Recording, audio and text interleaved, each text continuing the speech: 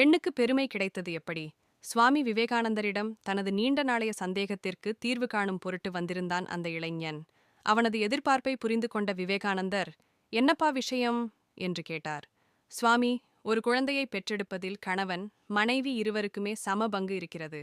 ஆனாலும் பெண்தான் சிறந்தவள் என்கிறார்கள். அவளுக்குத்தான் அதிக முக்கியத்துவம் கொடுக்கிறார்கள். அது ஏன்?" என்று கேட்டான் அந்த இளைஞன். இவனிடம் உபதேசம் சொன்னால் எதுவும் தலையில் ஏறாது என்று எண்ணிய விவேகானந்தர், அருகில் கிடந்த பெரிய கல்லை எடுத்து வருமாறு அவனிடம் கூறினார். அவனும் அதை எடுத்து வந்தான். எப்படியும் 2 கிலோ எடைக்கு மேல் இருக்கும் அந்த கல். "சுவாமி, இந்த கல்லை நான் என்ன செய்ய வேண்டும்?" என்று கேட்டான் அந்த இளைஞன். அதற்கு விவேகானந்தர், "அந்த கல்லை உன் மடியில் கட்டிக்கொண்டு 5 மணி நேரம் சும்மா இருந்துவிட்டு வா, அது போதும்" என்றார்.